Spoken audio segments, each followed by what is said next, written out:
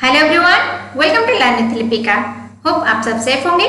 तो चलिए आज के क्लास की शुरुआत करते हैं। आज के क्लास में हम टाइप्स ऑफ हाइपोथेसिस के बारे में जानेंगे।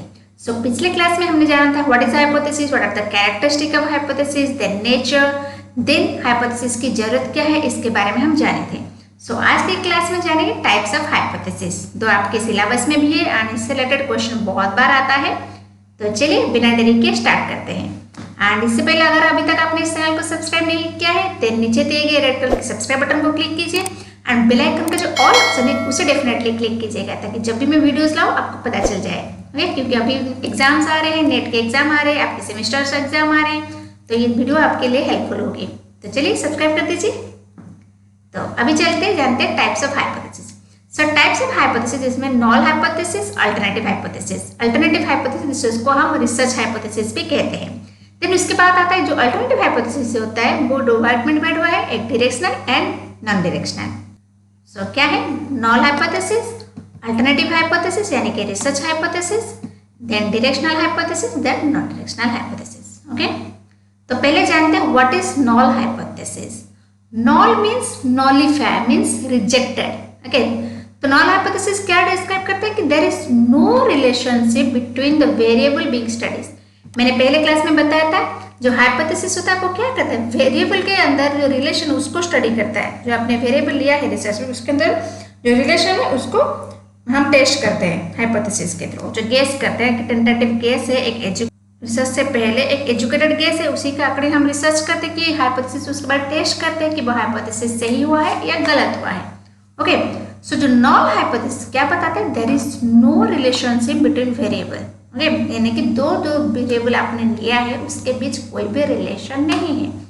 Then null hypothesis simply means friends, then hypothesis says that observe difference is entirely due to sampling error. यानी कि नॉल हाइपोथेसिस जब आप टेस्ट करते हो हाइपोथेसिस को, जब आपका रिजल्ट अगर नॉल हाइपोथेसिस आता है इसका मतलब उसके बीच कोई डिफरेंस नहीं दिखाई दे रही। अगर कोई भी डिफरेंस दिखाई दे रही है वो क्यों? क्योंकि वो सैम्पलिंग एरर है, क्योंकि आपने जो सैम्पलिंग के लिए प्रोसीजर सिलेक्ट किया था उसी में ही एरर है। ओके, तो null hypothesis is which researcher try to disapprove और nullify it means A equal to B। तो नॉन हाइपोथेसिस का सिंबल क्या है? नॉन हाइपोथेसिस का सिंबल है HO। फॉर एग्जाम्पल आप एक रिसर्च कर रहे हो जहाँ पे आप चेक कर रहे हो कि सोशियो इकोनॉमिक कंडीशन जो आपके एकेडमिक में इफेक्ट कर रहा है कि नहीं कर रहा है, तो ये आप चेक करना चाहते हो।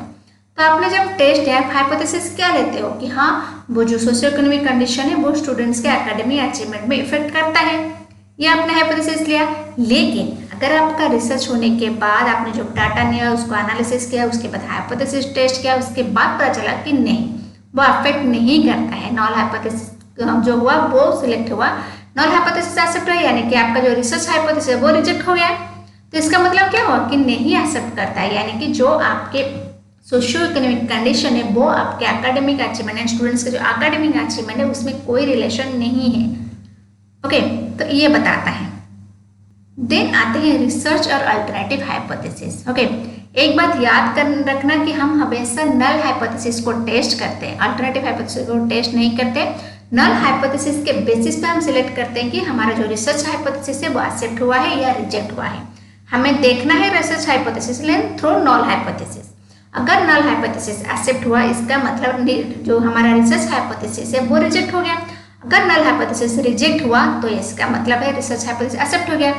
तो ऑल रिसर्चर चाहते हैं कि नॉल हाइपोथेसिस रिजेक्ट हो जाए ताकि हमारा जो रिसर्च हाइपोथेसिस है वो एक्सेप्ट हो जाए, क्योंकि रिसर्च कर रहे हैं कि अगर वो एकेडमिक में इफेक्ट कर रहा है, आपका सोशियो इकोनॉमिक कंडीशन एकेडमिक में इफेक्ट कर रहा है, तो ये इसके लिए ही स्टडी करते हैं कि हाँ इफेक्ट करता है। लेकिन अगर निकला कि नहीं एकेडमी में कोई इफेक्ट नहीं करता है, देन पता चलता है कि वहाँ पे कोई प्रॉब्लम ही नहीं है।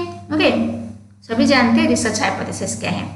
जो अल्टरनेटिव हाइपोथेसिस यानी कि research hypothesis always predict that there will be a relationship between variable, यानी कि जो टू वेरिएबल आपने लिया होगा उसके अंदर कोई रिलेशन है। जैसे accepting knoll hypothesis provide the researcher reasoning is true, यानी कि अगर आपका रिसर्च हाइपोथेसिस एक्सेप्ट हो गया या दैट मीन्स आपने जो गेस किया था, आपने जो रीजनिंग लिया था वो सही है। अगर आपका ये एक्सेप्ट हो गया तो आपको पता चलता कि हाँ सोशियो इकोनॉमिक कंडीशन जो हमारे एकेडमिक अचीवमेंट में अफेक्ट करता है, करते ही नहीं। सो अल्टरनेटिव हाइपोथेसिस डिनोटेड HA, तो नॉल क्या था HO एंड जो हमारा अल्टरनेटिव हाइपोथेसिस वो HA symbol. Okay, so basically null means nullify, means there is no relationship between two variable, and alternative hypothesis meaning there is a relationship between two variable. Clear? Okay. Then आता है directional and non directional hypothesis. Alternative hypothesis इसने तो बता दिया कि इन दोनों में कोई रिलेशन है या तो फिर कोई डिफरेंस है, एग्जिस्ट है. उसके बाद हमें पता चल रहा है कि क्या डिफरेंस है क्या नहीं है, ये भी तो जानना जरूरी है. तो ये बताता है directional and non directional hypothesis. तो यहाँ पे जो डायरेक्शनल हाइपोथेसिस यानी कि जो डिफरेंस है अल्टरनेटिव हाइपोथेसिस उसने बता दिया कि सिर्फ उन दोनों में कोई रिलेशन है या कोई डिफरेंस है. लेकिन डायरेक्शन क्या है ये बताता है डायरेक्शनल हाइपोथेसिस, यानी कि directional because it predict that there will be difference between two groups and specify how two groups will differ. Okay, तो कैसे तो डिफर करते हैं. जैसे example boys learning achievement better than girls at secondary level in urban area. एक research किया गया है कि जो अर्बन एरिया है वहाँ पे बॉयज की अच्छा परफॉर्मेंस होती है या फिर गर्ल्स की अच्छी परफॉर्मेंस होती है. इसके अंदर एक रिसर्च हुआ है. तो हमारा जो रिसर्च है उसने हाइपोथेसिस एक्सेप्ट कर लिया रिसर्च हाइपोथेसिस को, हाँ उसमें डिफरेंस है. तो ये तो हमारा अल्टरनेटिव हाइपोथेसिस एक्सेप्ट हो गया. लेकिन डायरेक्शनल मतलब ये डायरेक्शन किसका अच्छा हुआ, बॉयज का अच्छा हुआ या गर्ल्स का अच्छा हुआ है. तो इसमें दिया है कि boys learning achievement is better than, okay remember the word better. Okay, so better than girls at secondary level of in urban area, यानी कि बॉयज का अच्छा है गर्ल्स से कहाँ पे अर्बन एरिया में सेकेंडरी लेवल में. सो तो डायरेक्शनल हाइपोथेसिस है वो बेसिकली इस सारे वर्ड को डिनोट करता है, ग्रेटर, लेस, बेटर, वर्स, ये सारे आपको पता चल रहा है कि कौन सा एरिया डायरेक्शन दे रहा है. देन और एक है non direction. So non directional hypothesis क्या है ना, if simply predict there will be difference between two group but then it is non directional, यानी कि कोई भी वो डायरेक्शन नहीं देते कि it predicted there will be difference but does not specify how the group will differ, यानी कि दोनों में तो डिफरेंस है लेकिन क्या डिफरेंस है ये नहीं बताता है. जैसे there is a difference in learning achievement, ये बताते हैं कि नॉन डायरेक्शनल हाइपोथेसिस कि लर्निंग अचीवमेंट में डिफरेंस है. लेकिन जो डायरेक्शनल हाइपोथेसिस उसने क्या बताया कि डायरेक्शन देते कि boys learning achievement is better than girls at secondary level in urban area. तो यहाँ पे डायरेक्शन दे दिया कि boys are better than girls in urban area secondary level. Okay, एक रिसर्च फाउंड किया. लेकिन यहाँ पे नॉन डायरेक्शन में क्या दिया कि कोई भी डिफरेंस नहीं है, ये है.